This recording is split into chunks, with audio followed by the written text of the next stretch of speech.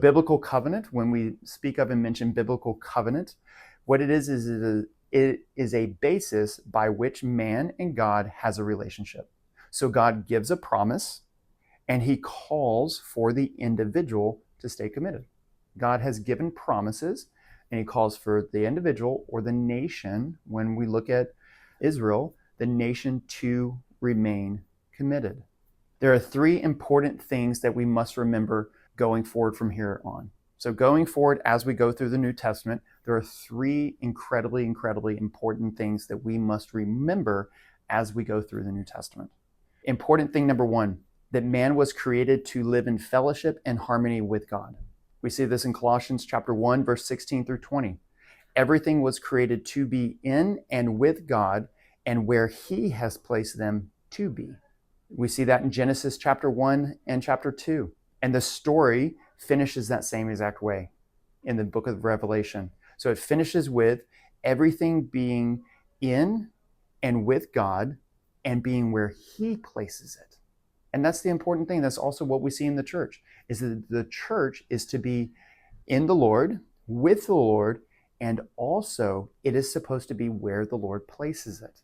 Man was created to have fellowship with God and with a purpose, and to be in the best fitting place.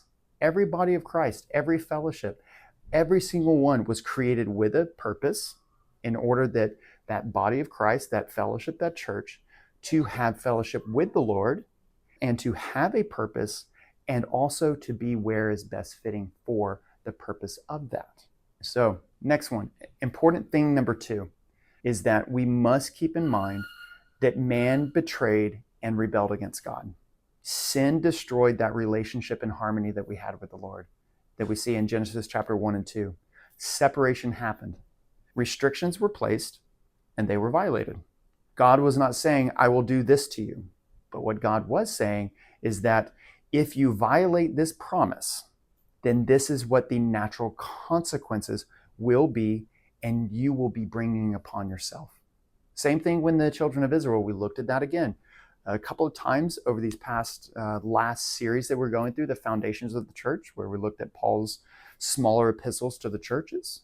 And so the same thing we looked at there, and then also in the mini series to where we flew through, and we saw how the children of Israel got up and they called out the blessings and curses, to where the elders got up, called out the blessings and curses over top of and spoke them over the children and over the nation that was passing and was going to be going into the promised land.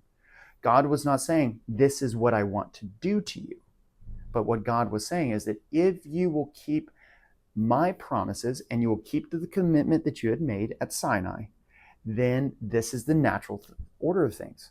Naturally, you will be blessed. If you do not keep, naturally, you will be cursed. God was not saying, I'm going to curse you. It's just what's going to happen naturally. That's just how the earth was created. That's how God put everything into spin. Important thing number three that we need to remember is that man continues to rebel. We need and we must remember that as we go forward. We continue to rebel. But guess what? We do not live under that old covenant to where continual sacrifice was made and had to be made. But we live under the new covenant, this new promise, to where the promise and the fulfillment was made at the cross for our rebellion, past, present, and future. And so mankind has continued.